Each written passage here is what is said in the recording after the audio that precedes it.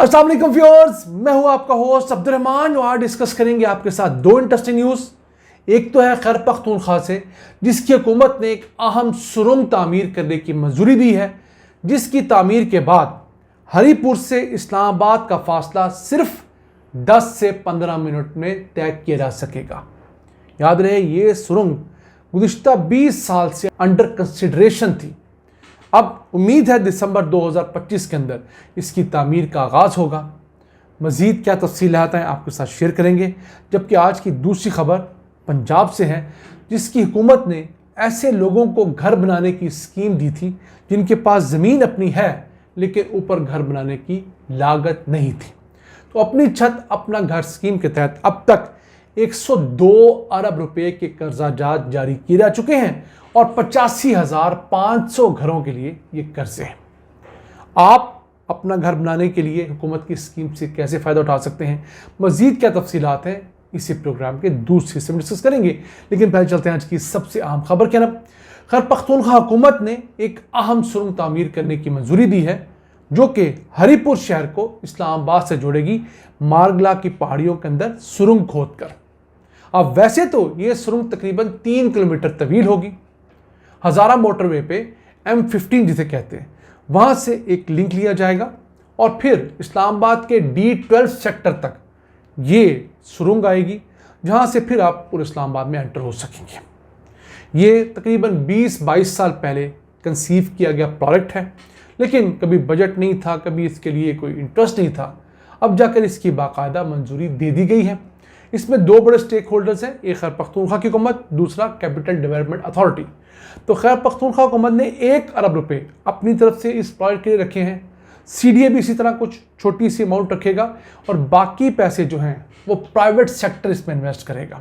यानी public private partnership के तहत ये टनल तामीर की जाएगी। इसमें ऑब्वियसली टोल टैक्स लगेगा। जो भी गाड़ी, जो ट्रक इसको अबूर करना चाहे वो पैसे दे के अबूर करेगा और 25-30 सालों के लिए वो यहाँ से टोल टैक्स इकट्ठा करेगी, जो कंपनी इसे बनाएगी और फिर रन करेगी। अब ये जो अहम मंसूबा है, ये बेसिकली मारगला हिल्स को बाईपास करने के लिए है। इससे कोई 30-40 किलोमीटर का फासला कम होगा। अगर आपने इस्लामाबाद से हरीपुर जाना है तो आपको सारा मारगला क्रॉस करके जाना पड़ता है। अब आपको मारगला क्रॉस नहीं करना पड़ेगा, आप मारगला के अंदर एक टनल जो है उसके ज़रिए क्रॉस कर सकेंगे। पहले ये टनल किसी और जगह बननी थी जहाँ पर रहायशी आबादी है।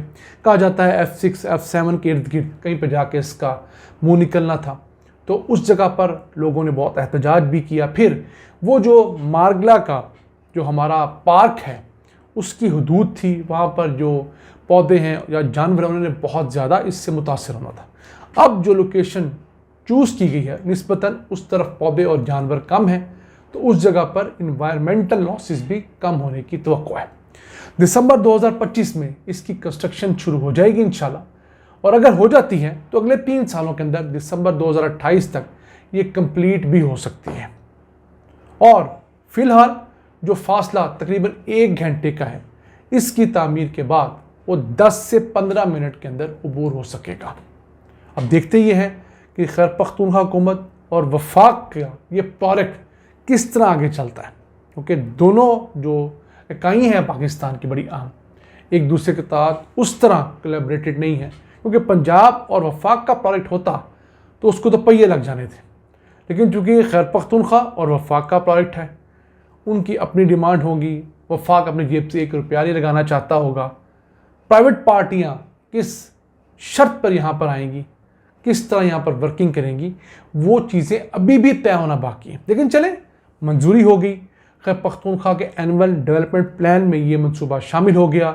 इब्तदाई तौर पर रस्मन ही सही 1 अरब रुपए की रकम इसके लिए रख भी दी गई।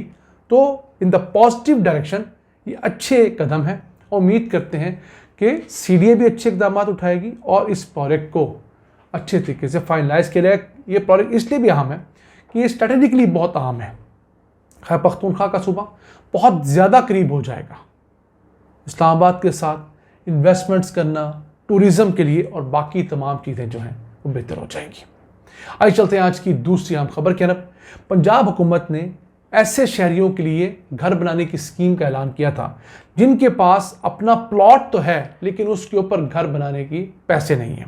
तो अपनी छत अपना घर स्कीम शुरू की गई। अब तक इस स्कीम के तहत 102 अरब रुपए जारी किए जा चुके हैं और ये 85,500 घरों के लिए जारी करदा रकम है। मुख्तलिफ इंस्टॉलमेंट्स में आप ये रकम लेते हैं।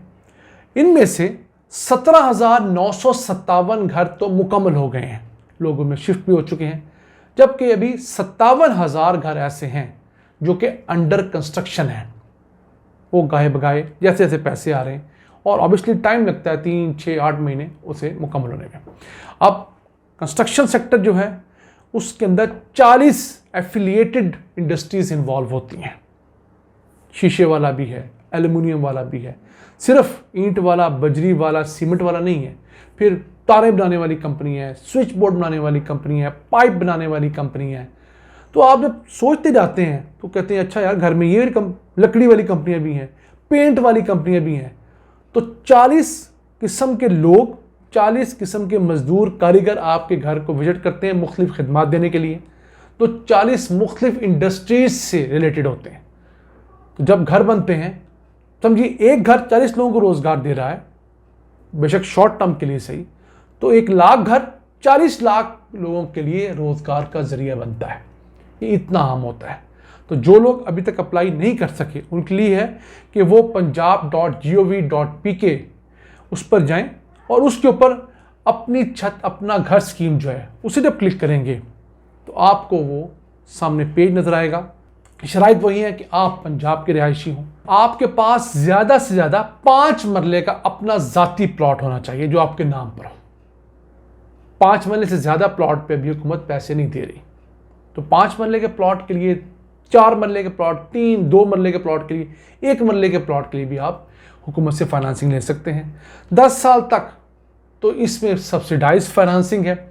10 साल के बाद आपको मार्केट रेट के ऊपर जो शरह सूद चल रहा होगा उसके ऊपर कर्जा मिलता है। यानी कि अगर आपने 20 साल के लिए कर्जा लिया घर बनाने के लिए तो पहले 10 साल तो आपको सब्सिडाइज रेट के ऊपर वो कर्जा मिलेगा।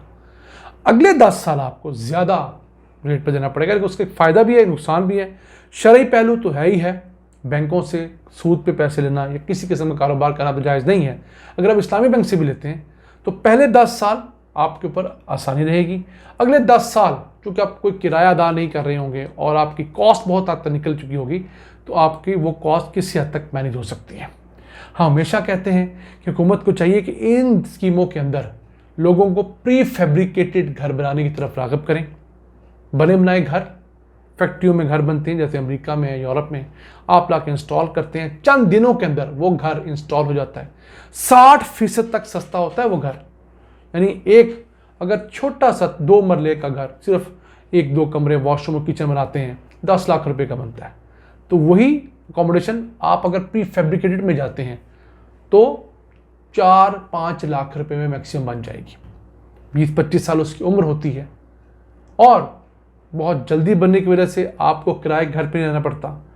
तो ये चीज़ें अगर पाकिस्तान में की जाएं तो लोगों को, स्पेशली वो 1 करोड़ 20 लाख घराने जिनके पास अपना ज़ाती घर नहीं है, फैसिलिटीज़ दी जा सकती हैं। नाज़रीन, था आज का एपिसोड। हम उम्मीद आपको पसंद आया होगा। अपनी सजेशन, अपनी आराज़ से हमें आगाह रखा करें। अपने मेज़बान अब्दुर्रहमान को इजाज़त दीजिए। अल्लाह ने के बाद।